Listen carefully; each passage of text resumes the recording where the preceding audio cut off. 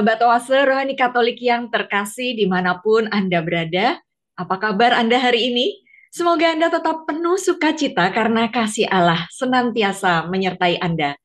Senang sekali saya, Bernadette Esther, bisa hadir dan menyapa Anda kembali dalam acara Oase Rohani Katolik edisi hari ini.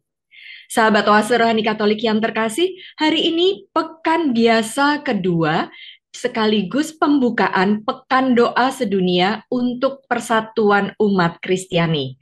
Kita akan mendengarkan Sabda Allah melalui bacaan dari surat kepada orang Ibrani, bab 7 ayat 1 sampai 3, dilanjutkan ayat 15 sampai 17, dan Injil Suci menurut Markus, bab 3 ayat 1 sampai 6.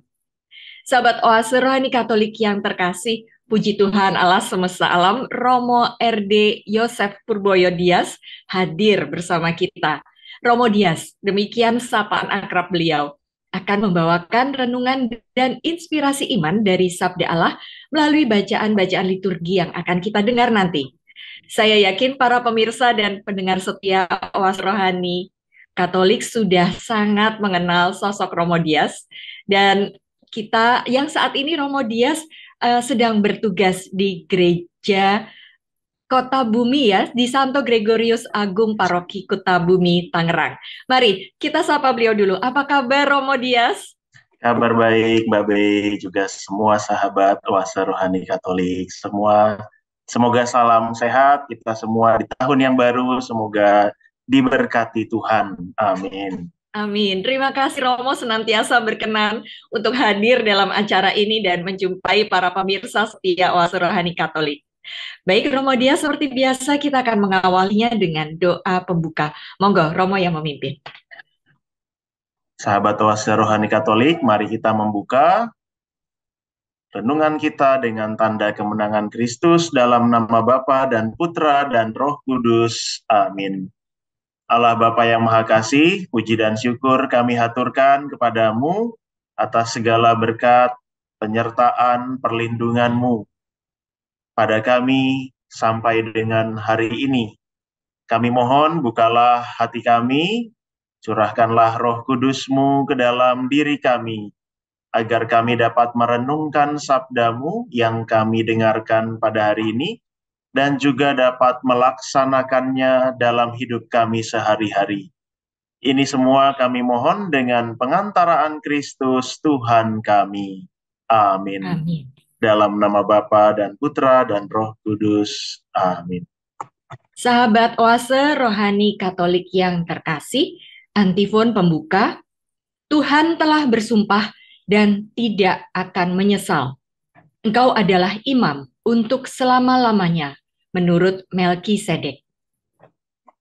Bacaan dari surat kepada orang Ibrani. Melkisedek adalah Raja Salem dan imam Allah yang maha tinggi. Ketika Abraham kembali dari mengalahkan raja-raja, Melkisedek menyongsongnya dan memberkati dia. Dan kepadanya Abraham memberikan 1/10 dari semua jarahannya. Menurut arti namanya, Melkisedek pertama-tama adalah Raja Kebenaran, atau Raja Salem, yaitu Raja Damai Sejahtera. Ia tidak berbapa, tidak beribu, tidak bersilsilah. Harinya tidak berawal, dan hidupnya tidak berkesudahan. Dan karena dijadikan sama dengan anak Allah, ia menjadi imam sampai selama-lamanya. Sungguh, Yesus telah ditetapkan sebagai imam menurut tata imamat Melkisedek. Artinya, menjadi imam bukan berdasarkan peraturan-peraturan manusia, tetapi berdasarkan hidup yang tidak dapat binasa. Sebab tentang Yesus diberi kesaksian. Engkau adalah imam untuk selama-lamanya menurut tata imamat Melkisedek. Demikianlah sabda Tuhan. Syukur kepada Allah. Mazmur tanggapan. Engkaulah imam untuk selama-lamanya menurut Melkisedek. Engkaulah imam untuk selama-lamanya menurut Melkisedek. Beginilah firman Tuhan kepada Tuanku. Duduklah di sebelah kananku, sampai musuh-musuhmu kubuat menjadi tumpuan kakimu. Engkaulah imam untuk selama-lamanya menurut Melkisedek. Tongkat kuasamu akan diulurkan Tuhan dari Sion. Berkuasalah engkau di antara musuhmu. Engkaulah imam untuk selama-lamanya menurut Melkisedek. Engkau meraja di atas gunung yang suci sejak hari kelahiranmu, sejak dalam kandungan, sejak fajar masa mudamu. Engkaulah imam untuk selama-lamanya menurut Melkisedek. Tuhan telah bersumpah dan tidak akan menyesal. Engkau adalah imam untuk selama-lamanya menurut Melkisedek. Engkaulah imam untuk selama-lamanya menurut Melkisedek.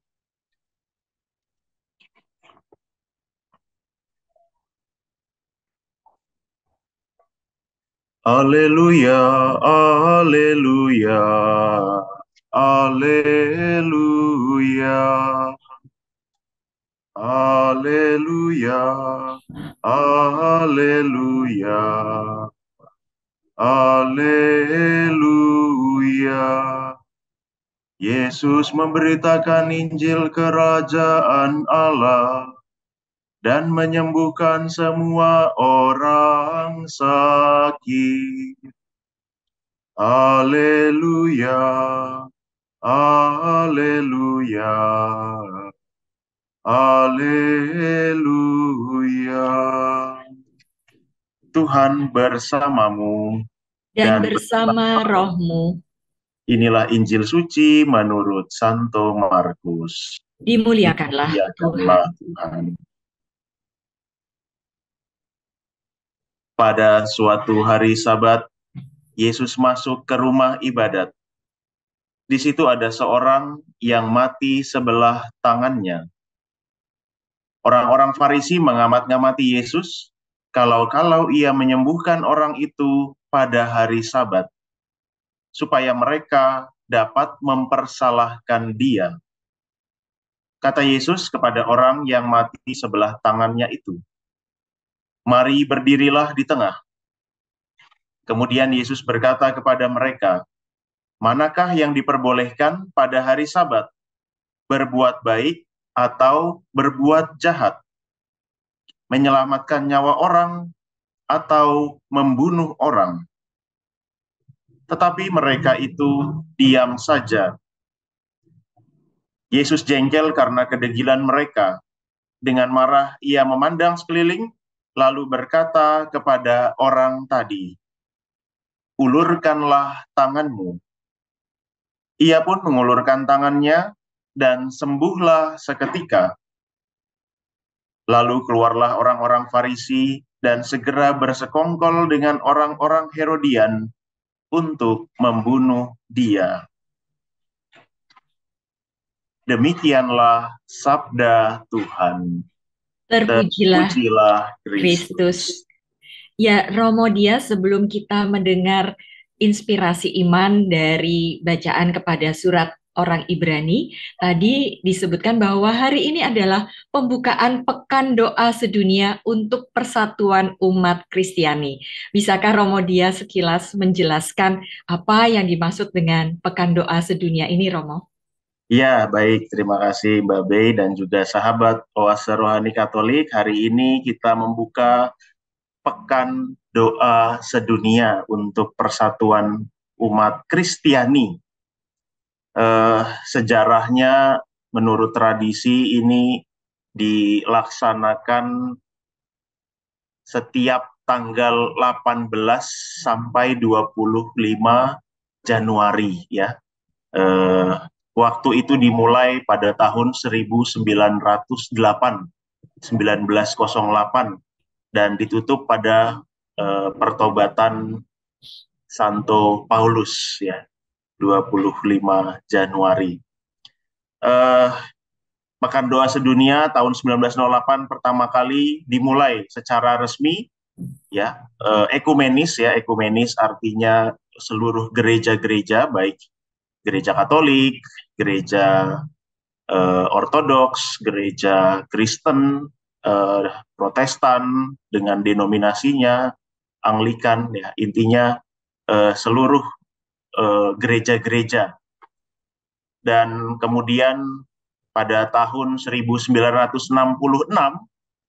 Komisi Iman dan Hukum dari Dewan Gereja-Gereja Sedunia, itu gereja Protestan, serta dari Kepausan, Dewan Kepausan, ya, untuk memajukan kesatuan umat Kristiani, mulai membentuk badan resmi untuk bersama-sama kita menyiapkan bahan-bahan pekan doa, ya.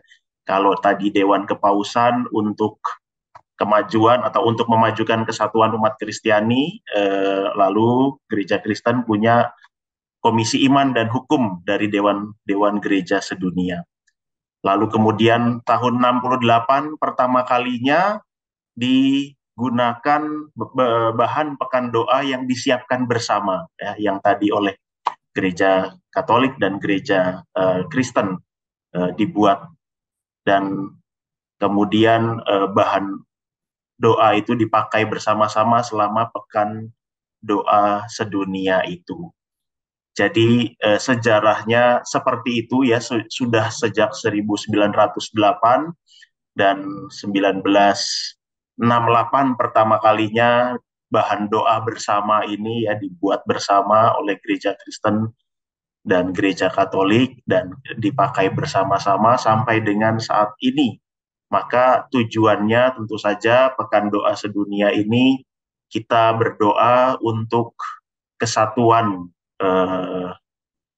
umat Kristiani di seluruh dunia dengan kita punya dasar yang sama, ya, kita punya Tuhan yang sama. Begitu Mbak Bey dan juga sahabat Oase Rohani Katolik.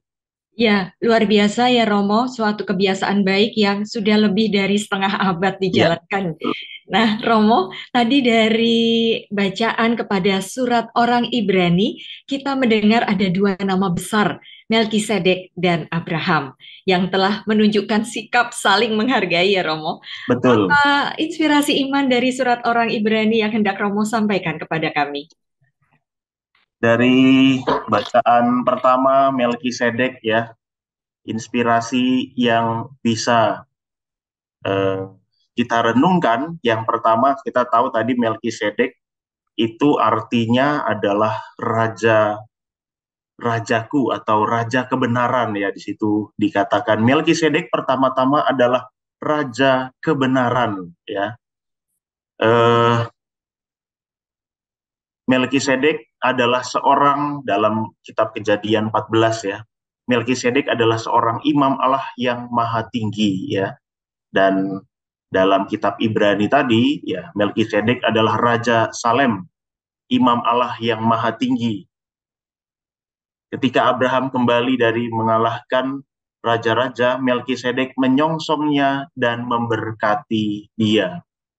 Maka Melkisedek adalah imam raja, ya, imam, seorang raja dari negeri Salem, tapi juga seorang imam kepala, ya. Bahkan di akhir dikatakan engkau adalah imam untuk selama-lamanya, ya. Dan menurut Mazmur 110 itu Melkisedek yang akan datang, raja kebenaran yang akan datang, itu seorang raja keturunan Daud, yang ditetapkan Allah untuk menjadi imam untuk selama-lamanya, ya. Maka dari sini pertama-tama kita melihat Melkisedek, ya, seorang imam tapi juga raja kebenaran, ya, dan dia yang dinubuatkan Melkisedek kemudian, yang akan kemudian itu berasal dari raja keturunan Daud, imam untuk selama-lamanya menurut tata imamat Melkisedek. Itu yang pertama yang bisa kita renungkan bahwa Melkisedek raja kebenaran, raja Salem, tetapi yang kemudian nanti Melkisedek raja kebenaran dari keturunan Daud, dialah Tuhan Yesus itu sendiri yang dinubuatkan dalam kitab para nabi dan juga dalam Mazmur yang menyatakan Melkisedek yang kemudian datang seorang dari keturunan Daud. Lalu yang kedua tadi, ia memberkati, menyongsong dan memberkati Abraham. Gambaran dari seorang raja ya yang kemudian memberkati. Dia sebagai imam kepala dan juga sebagai raja, dia memberkati Abraham. Maka,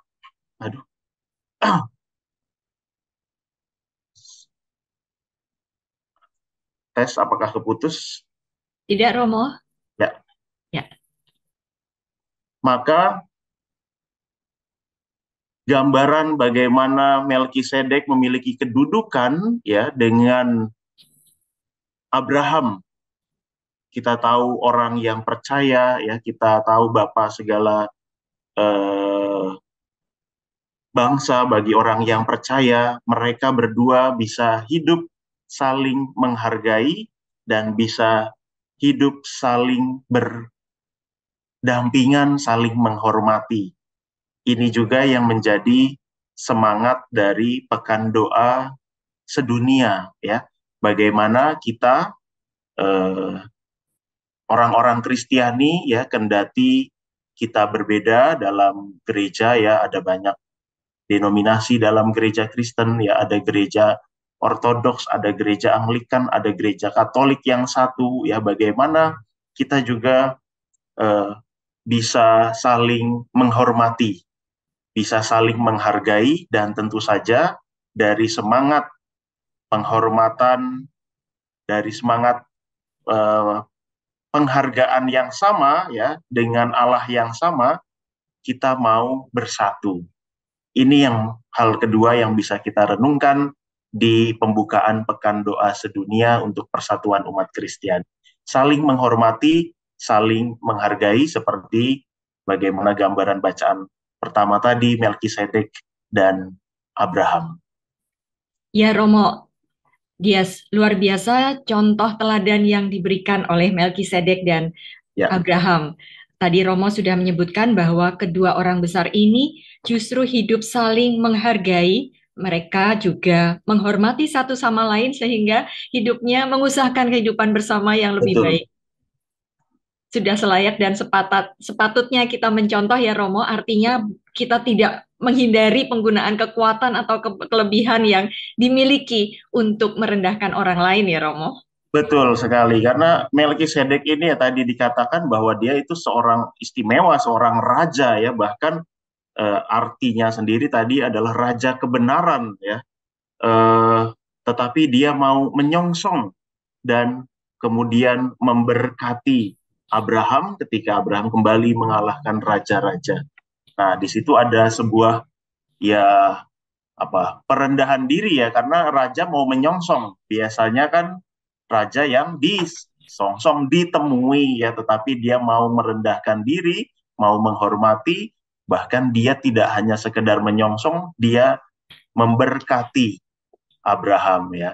Itulah kelebihan atau gambaran bagaimana Melkisedek, imam dan raja kebenaran ini mau rendah hati kepada Abraham, dan tentu saja Abraham juga sama ya. Kita melihat bagaimana gambaran Abraham yang kemudian menjumpai Melkisedek. Baik, sahabat Oase Rohani Katolik yang terkasih, mari sejenak kita jeda untuk mengendapkan apa yang sudah Romo dia sampaikan tadi. Kita bisa bertanya kepada diri kita sendiri, apakah kita sudah menghargai, memiliki sikap menghargai satu sama lain. Romo Dias, sahabat Oase Rohani Katolik yang terkasih, mari kita jeda sejenak dan setelah jeda kita akan melanjutkan dengan renungan dari bacaan Injil. Tetaplah bersama kami.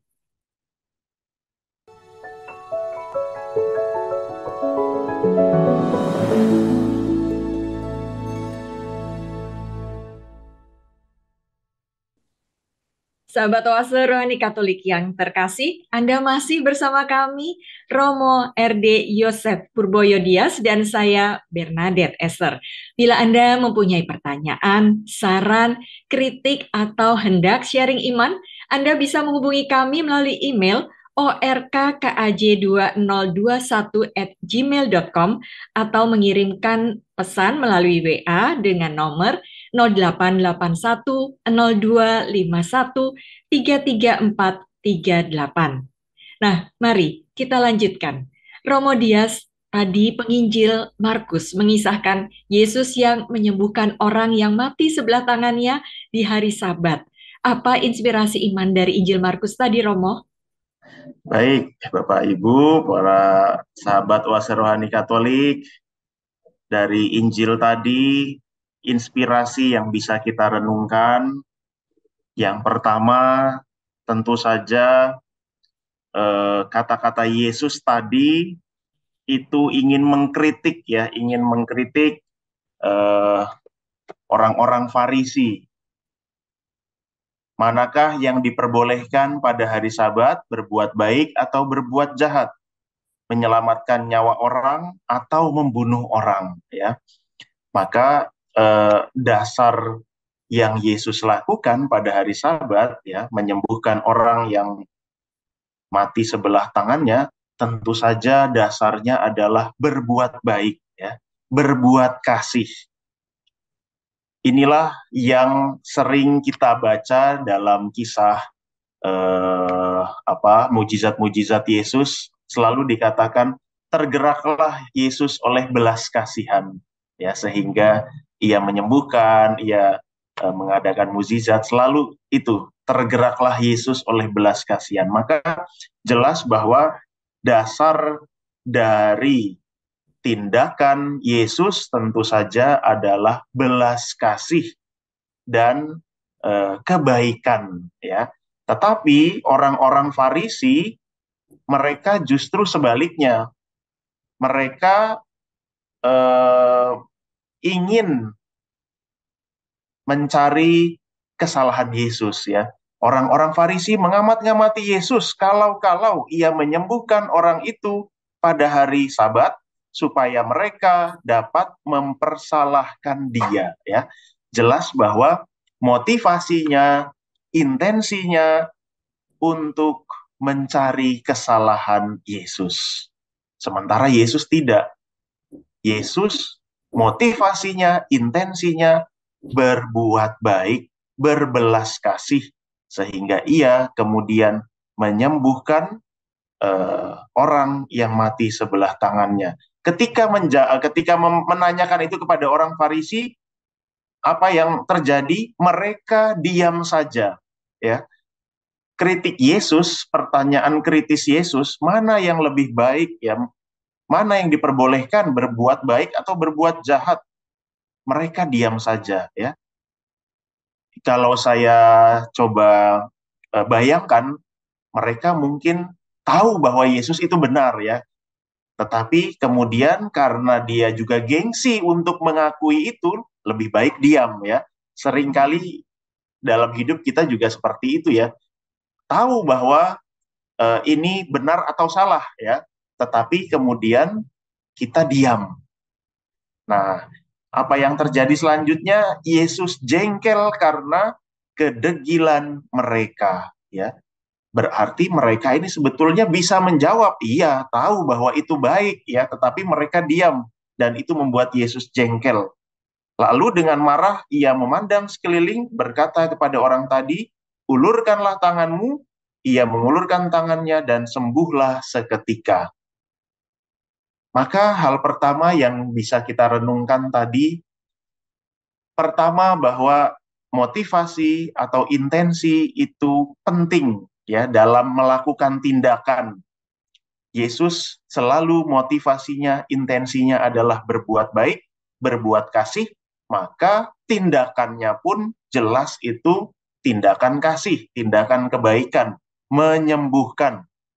Dan buktinya, sembuhlah seketika, orang itu menjadi sembuh. Nah, sekarang pertanyaan refleksi bagi kita adalah bagaimana kita dalam hidup ya? Apakah motivasi atau intensi kita seringkali malah seperti orang Farisi, kita senang mencari-cari kesalahan orang lain ya. Kita senang untuk apa namanya? Nyinyirin orang lain, atau kita tidak mau menjawab dengan jujur seperti orang Farisi. Tahu bahwa Yesus melakukan hal baik, tetapi mereka diam saja ketika ditanya oleh Yesus. Nah, ini hal yang pertama bisa kita renungkan. Jangan-jangan selama ini kita juga sama seperti orang Farisi yang lebih suka cari kesalahan orang lain, yang lebih baik diam ya daripada mengatakan yang sejujurnya ya. Dan hal kedua yang bisa kita renungkan juga, hari Sabat memang ada aturan ya, dan tetapi aturan itu kan dibuatkan untuk kebaikan bersama ya, maka aturan Sabat juga tentu dibuat untuk kebaikan. Nah, dari aturan ini tentu ada tipe orang ya. Ada orang yang saklek pada aturan ya. Ada orang yang tanda kutip taat buta pada aturan. Pokoknya begini ya, letterless ya. Sementara aturan dibuat itu untuk kebaikan bersama ya, untuk kesejahteraan bersama juga. Nah, inilah yang ingin Yesus sampaikan, bahwa jangan sampai ketaatan buta pada aturan membuat kita mati ya, membuat kita jahat ya. Sementara ada yang harus kita tolong, ada yang harus kita bantu. Nah, disinilah Yesus ingin melihat aturan itu harus bersumber pada tadi belas kasih, pada kebaikan, bukan pada kekakuan, strict pada aturan, sehingga membuat kita tidak melihat orang yang seharusnya kita bantu, bisa kita bantu, tetapi karena strict kaku pada aturan tadi, orang tersebut mati, orang tersebut menderita, ya itu tentu saja keliru. Nah, renungan kedua, Yesus ingin mengajak kita ya melihat aturan tidak kaku ya. Kalau dalam gereja kita punya banyak aturan, kita punya banyak hukum ya, ada kitab hukum kanonik, ada 10 perintah Allah, ada 5 perintah gereja ya. Intinya ada banyak di situ. Tetapi di antara semua hukum dan peraturan gereja tentu ada yang namanya langkah pastoral ya, kebijakan pastoral, kebijaksanaan. Nah, itulah yang kita lakukan, bagaimana ketika berhadapan dengan aturan, ketika berhadapan dengan hukum gereja, ini dapat dibantu dengan langkah pastoral, cinta kasih, gembala baik, dan murah hati. Itulah permenungan kedua yang bisa kita renungkan dalam Injil tadi. Ya, Romo Dias, tadi kita melihat bahwa pada waktu Romo menjelaskan hari Sabat memang ada peraturan yang harus ditaati oleh semua jemaat ya Romo. Dan ketika itu Yesus memilih Sabat adalah saatnya berbuat baik, saat Ya, untuk menghadirkan keselamatan Allah. Nah, betul. kesembuhan si sakit membuktikan bahwa pilihan Yesus itu dibenarkan oleh Allah Bapa ya Romo. Ya, Nah, betul. tetapi pilihan orang Farisi, mereka geram dan mengadakan persengkokolan untuk membunuh dia. Bayangkan Romo, hari Tuhan, malah mereka isi dengan rencana pembunuhan ya Romo. Ya, itulah kontradiktifnya tadi ya, bagaimana mereka taat pada peraturan ya. Kita tahu orang-orang Farisi mereka adalah orang-orang yang terpelajar ya, mereka adalah orang-orang yang juga ahli-ahli dalam kitab suci, dalam keagamaan lah.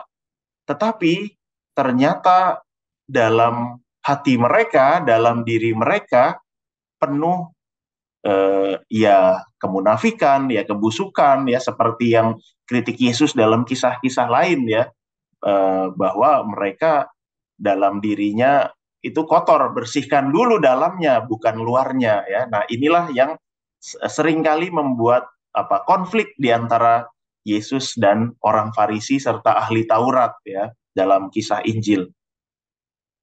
Maka hal yang seharusnya tadi baik ya, tetapi kemudian malah dipermasalahkan ya. Menyembuhkan itu baik ya, dan faktanya ia sembuh, terjadi keselamatan pada orang sakit itu, tetapi mereka tanda kutip buta. Harusnya ketika mereka melihat bahwa kesembuhan itu terjadi, mujizat itu terjadi, mereka terbuka hatinya dan juga matanya ya, bahwa ternyata sungguh-sungguh ini benar ya, sungguh-sungguh ini terjadi, sungguh-sungguh ini Allah menyembuhkan ya. Tetapi ketertutupan mereka atau kebutaan mata dan hati mereka membuat apa yang semua dibuat Yesus itu salah ya. Meskipun itu wah ya, orang disembuhkan, mujizat dilakukan ya, semua orang melihatnya, semua orang mengakuinya, tetapi karena ketertutupan, kebutaan mata dan hati mereka, seolah-olah itu semua tidak ada. Pokoknya Yesus salah. Pokoknya Yesus melanggar hari Sabat. Pokoknya Yesus melanggar peraturan. Hanya itu saja. Sementara yang sudah dilakukan, mujizat, hal-hal besar, kebaikan-kebaikan, ternyata itu tidak mereka lihat. Nah, inilah yang menjadi gambaran, ya mungkin kita bisa merelevansikan dalam hidup kita saat ini yang dinamakan dengan kebutaan rohani, ya, tidak melihat karya Allah. Kebutaan rohani, tidak melihat kasih Allah, tidak melihat mujizat Allah dalam hidup, sehingga hati kita dipenuhi oleh ya kemarahan tadi, kekesalan tadi ya, bahkan bersekongkol untuk membunuh. Nah, itu kan sudah kejahatan ya, kejahatan berat, dosa berat itu, sampai ada niat untuk membunuh. Nah, inilah kebutaan hati, kebutaan rohani, kebutaan mata orang-orang Farisi melihat Yesus. Baik, terima kasih untuk renungannya yang sangat menggugah. Romo, kami diingatkan supaya kami juga tidak sampai seperti orang Farisi mengalami kebutaan rohani, sehingga kita tidak melakukan kesalahan yang sama, senang mencari kesalahan orang lain dan tidak mau atau tidak berani mengatakan hal yang sejujurnya. Sahabat Oase Rohani Katolik yang terkasih, Yesus tetap berbuat baik, walaupun perbuatannya itu sering dinilai negatif oleh orang-orang yang memusuhinya.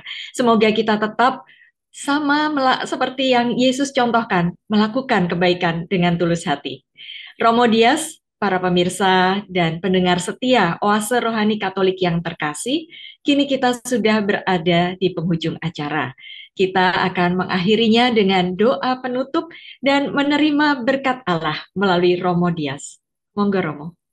Mari sahabat Oase Rohani Katolik, kita menutup permenungan kita hari ini dengan berdoa. Dalam nama Bapa dan Putra dan Roh Kudus. Amin.